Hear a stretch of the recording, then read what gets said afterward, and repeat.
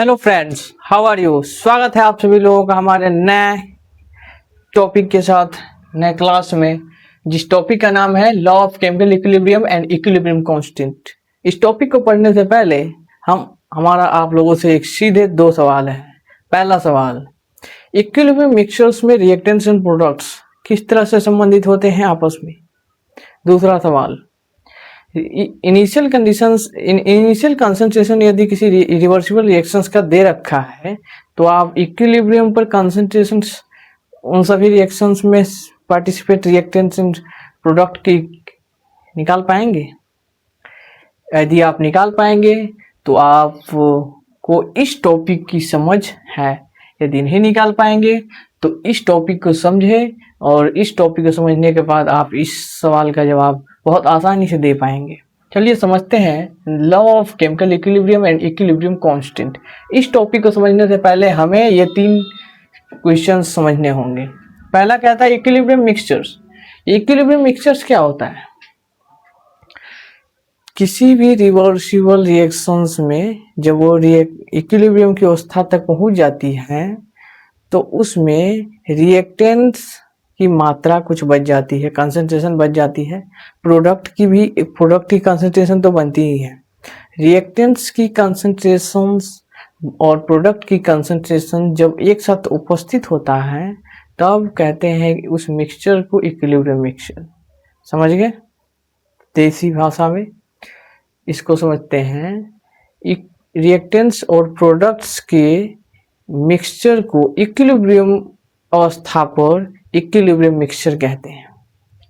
ठीक है, चलिए अगली बात समझते हैं, law of chemical equilibrium. Law of chemical equilibrium को समझने के लिए हम लेते हैं एक एक्सपेरिमेंट। एक एक्सपेरिमेंट में देखा गया, एक नहीं 6 एक्सपेरिमेंट किया गया, आपके एनसीईआरटी बुक में दिया गया है, और उसमें बताया गया है कि पहले 4 एक्सपेरिमेंट में शुरुआत में उसमें लिया गया हाइड्रोजन, डाइहाइड्रोजन आयोडीन मिल करके इक्विलिब्रियम स्टेट में 2HI बन रहा है। शुरुआत में पहले 4 एक्सपेरिमेंट में हाइड्रोजन्स के पहला एक्सपेरिमेंट में कुछ ना कुछ वैल्यू लिया गया, आयोडीन का भी कुछ ना कुछ वैल्यू लिया गया। मान लीजिए 2 मोल लिया गया, ये हाइड्रोजन्स का 2 मोल लिया गया, 3 मोल लिया गया आयोडीन का। उसी तरह से 4 गो एक्सपेरिमेंट हुआ। चौथे एक्सपेरिमेंट में शुरुआत में सबका यहाँ 3 मोल, यदि 3 मोल ले लिया गया हाइड्रोजन का, आयोडीन का ले लिया गया 6.2 मोल। चौथे एक्सपेरिमेंट में दूसरे एक्सपेरिमेंट में 3 मोल ले लिया गया हाइड्रोजन का, 2.6 मोल ले लिया गया आयोडीन का। चौथे एक्सपेरिमेंट में मान लिया गया 5.5 गुने 10 के पावर -2 मोल ले लिया गया डाइहाइड्रोजन का, और 2 गुने 10 के पावर -2 मोल ले लिया गया आयोडीन का। ठीक है, और इन सभी में शुरुआत में इनिशियल में कंसंट्रेशन हाइड्रोजन आयोडाइड का 0 था। ये इनिशियल कंसंट्रेशन ले लिया गया।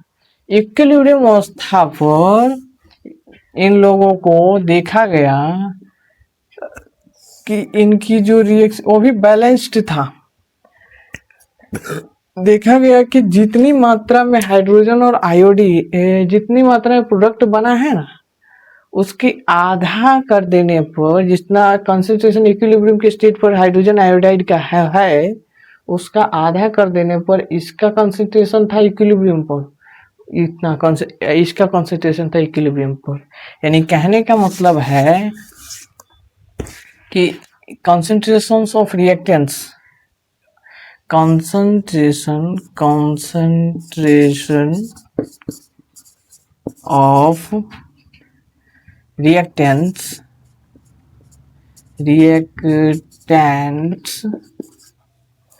बराबर होता है 1/2 ऑफ कंसंट्रेशन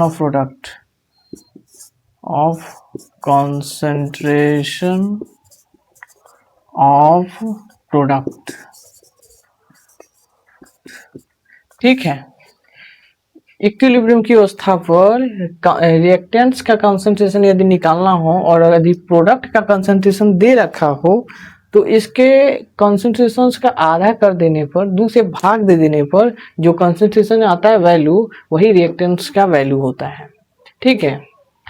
और एक आप ये जानते हैं इक्विलिब्रियम इक्वेशंस का ये एक्सप्रेशन है, होता है किसी जनरल रिएक्शंस के लिए, जैसा कि ये जनरल रिएक्शंस दे रखा है और ये इसके लिए एक एक्सप्रेशन होता है C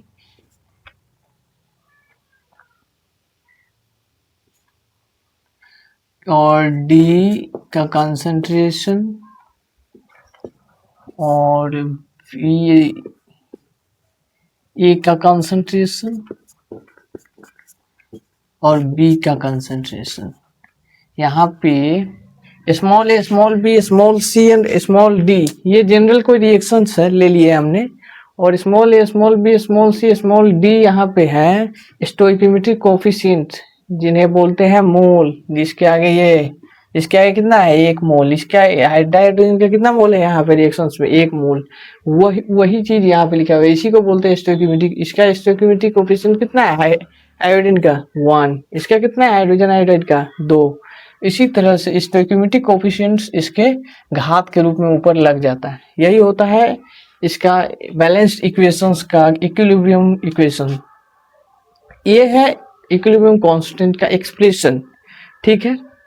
तो ये देखा गया कि जब ये स्टोइकियोमेट्रिक कोफिशिएंट्स जब हट गया, नहीं रख लिया गया, ये पावर स्टोइकियोमेट्रिक कोफिशिएंट्स को नहीं लिया गया जब, और उसका गणना किया गया, ये देखिए रिएक्टेंट्स में पाया, ये 2 वैज्ञानिक द्वारा, एक का नाम था गुलबर्ग और हेनरिक, ऐसा ही ये दोनों वैज्ञानिकों द्वारा ये पहला बार स्टोइकियोमेट्रिक कोफिशिएंट्स को पावर के रूप में नहीं लिखा गया, और देखा गया कि जो वैल्यू आ रहा है इक्विलिब्रियम पर, इक्विलिब्रियम कॉन्सेंट्रेशंस का, कांस्टेंट का, ये जब नहीं लिया गया तो वैल्यू आ रहा था 1687। मान लीजिए इक्विलिब्रियम कांस्टेंट का, इसका वैल्यू आ रहा 1687, 2020, 26, 9620, 1890। और जब इसका पावर ले लिया गया तब देखा गया कि कॉन्सेंट्रेशंस हर एक इसमें रिएक्टेंट्स का या प्रोडक्ट का कॉन्सेंट्रेशंस देखा गया। जब इसको पावर के रूप में लिख दिया गया तो देखा गया कि आ रहा था, यदि वैल्यू आ रहा था 46.9, 47.2, 46.5 और 46.6, 47.3, 47.1, इस तरह से वैल्यू आ रहा था। मतलब लगभग आ रहा था 47 के आसपास। ये वैल्यू कांस्टेंट आ रहा था, नियत आ रहा था। और जैसा कि हम लोग जानते हैं कि कॉन्सेंट्रेशन जो होना चाहिए ये सबका इक्वल होना चाहिए, मतलब कि ये इसका हाफ, प्रोडक्ट्स के कॉन्सेंट्रेशंस के हाफ होना, रिएक्टेंट्स का कॉन्सेंट्रेशंस इक्विलिब्रियम पर जितना भी रिएक्टेंट्स हो इन सभी का कॉन्सेंट्रेशन सेम मात्रा में यूज होना चाहिए प्रोडक्ट के रूप में। तो वही देखा गया, ये जब पावर स्टोइकियोमेट्रिक कोफिशिएंट्स का यूज किया तब उन्होंने ये वैल्यू पाया। पावर स्टोइकियोमेट्रिक कोफिशिएंट यूज करने के बाद और नहीं यूज करने के बाद ये वैल्यू पाया। तब उन्होंने कहा, तब उन्होंने लॉ ऑफ केमिकल इक्विलिब्रियम का परिभाषा दिया। कहा उन्होंने कि किसी बैलेंस्ड केमिकल रिएक्शंस में, ये यहाँ पे बैलेंस नहीं था, इस कारण से बैलेंस्ड हो गया तो सबका कंसंट्रेशन इक्वल मात्रा में खर्च हो रहा है इसका, और इक्वल मात्रा में इसमें से बन रहा है, बंटवारा भी हो रहा है इसमें से। इसका यदि 2 मोल 3 मोल खर्चा हुआ है, इसका 6 मोल, यदि हाइड्रोजन आयोडाइड का 6 मोल यदि टूट रहा है तो 3 मोल इस हाइड्रोजन आयोडाइड टूटेगा इसका भी 2 मोल आयोडीन का टूटेगा। ठीक है, इक्वल मात्रा में कंसंट्रेशन बनेगा सबका।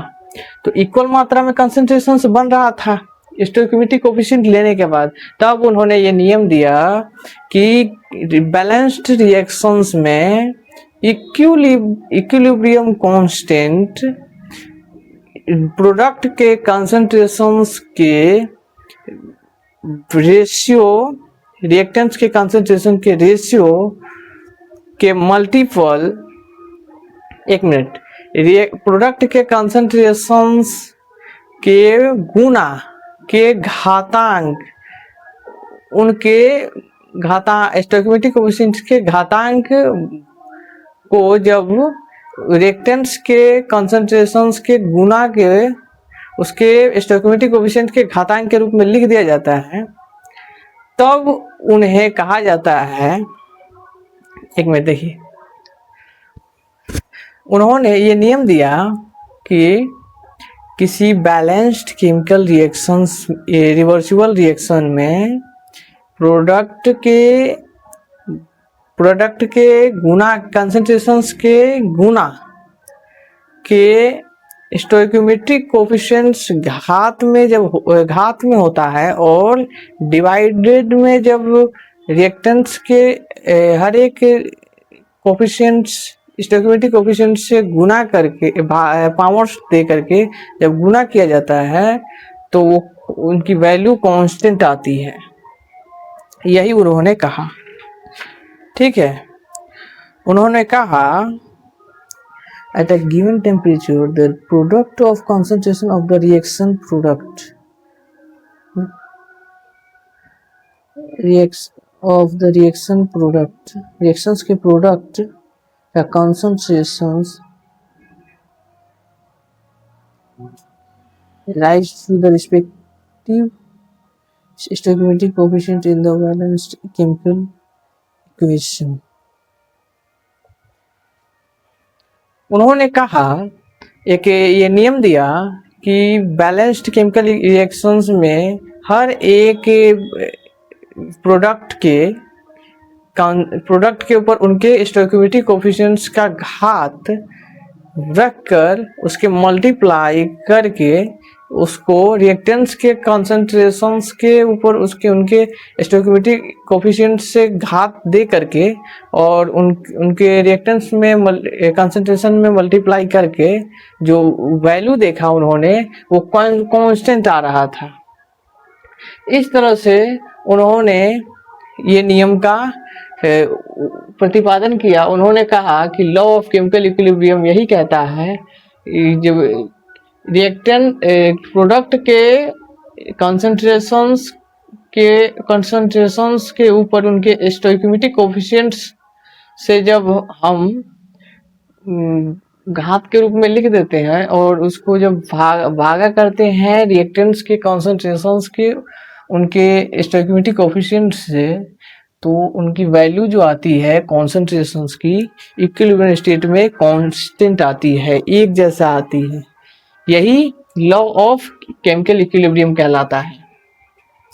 इसको हम अब अभी स्क्रीन पर दे रहे हैं, इसको आप अपना ध्यान रखिएगा। और आगे हम लोग पढ़ते हैं इक्विलिब्रियम इक्वेशंस। अब equilibrium equations, chemical equilibrium constant इसी को बोलते हैं, इसी को इक्विलिब्रियम इक्वेशंस बोलते हैं। इक्विलिब्रियम पर ये एक्सप्रेशन आया है, तो इस एक्सप्रेशंस को अब हम डिराइव करेंगे। इस इक्वेशंस को हम याद तो करने के लिए कर लेंगे, लेकिन आया कैसे इसको हम लोग समझेंगे। इसको समझने के लिए हम लेंगे सहारा लॉ ऑफ मास एक्शन का। लॉ ऑफ मास एक्शन, ठीक है। लॉ ऑफ मास एक्शन कहता है कि रेट ऑफ फॉरवर्ड रिएक्शंस, किसी भी रिएक्शंस का, जनरल रिएक्शंस हमने ये ले लिया मान लीजिए, और किसी भी रिएक्शंस का rate of forward reactions, rate of forward reaction,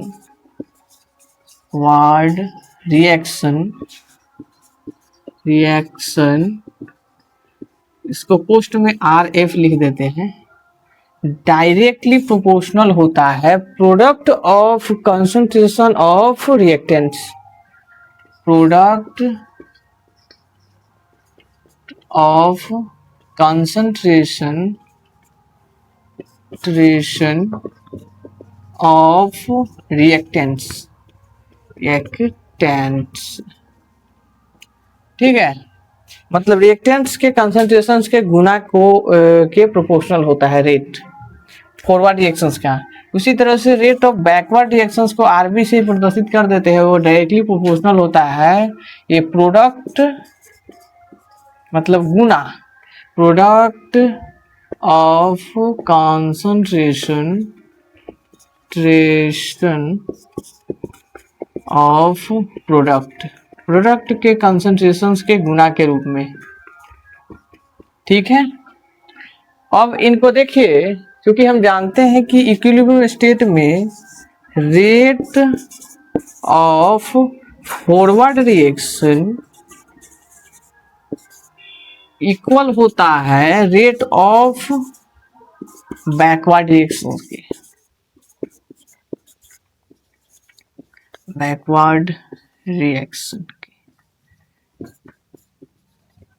ठीक है।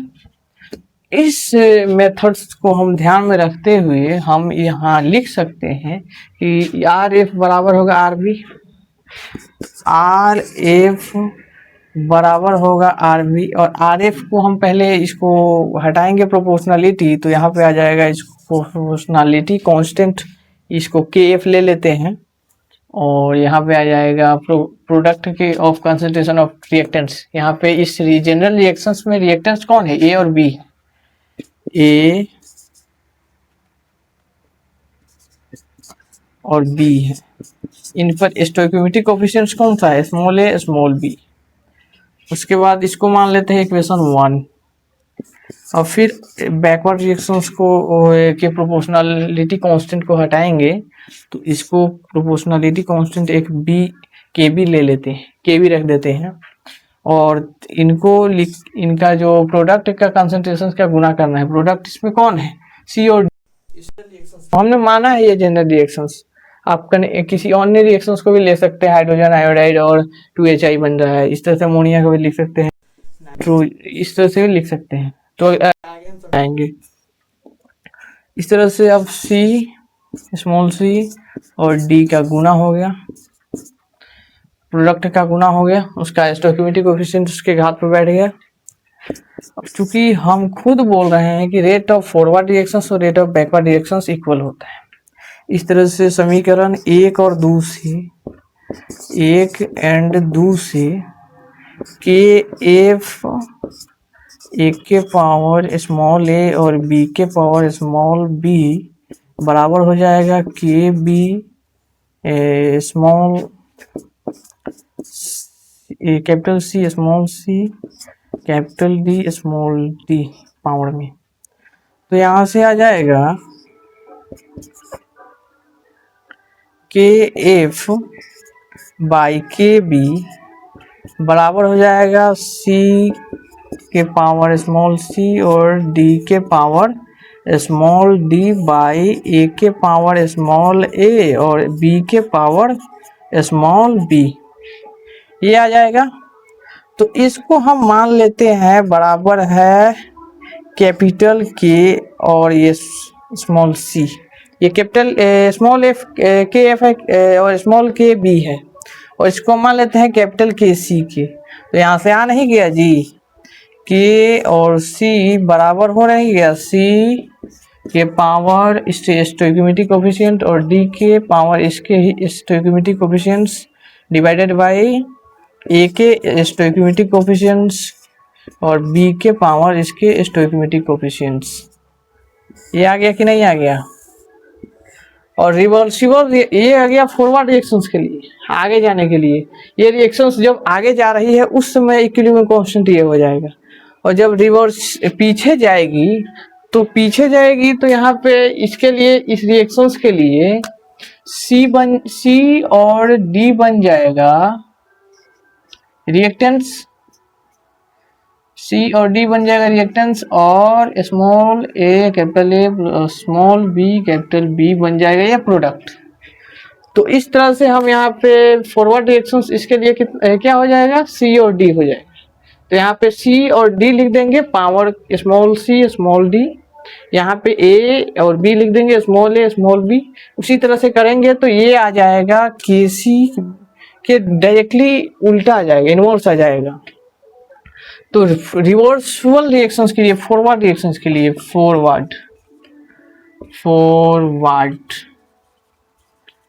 रिएक्शंस के लिए, और बैकवर्ड रिएक्शंस के लिए के डैश सी लिख देते हैं, इसके डायरेक्ट उल्टा हो जाएगा। मतलब ए के पावर स्मॉल ए और बी के पावर स्मॉल बी बाई सी के पावर स्मॉल सी और डी के पावर स्मॉल डी आ जाएगा बैकवर्ड रिएक्शंस के लिए।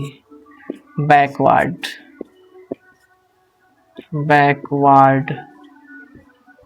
रिएक्शन, ठीक है, बैकवर्ड रिएक्शंस के लिए आ गया। इस बात से क्या समझ आता है, के सी बराबर होता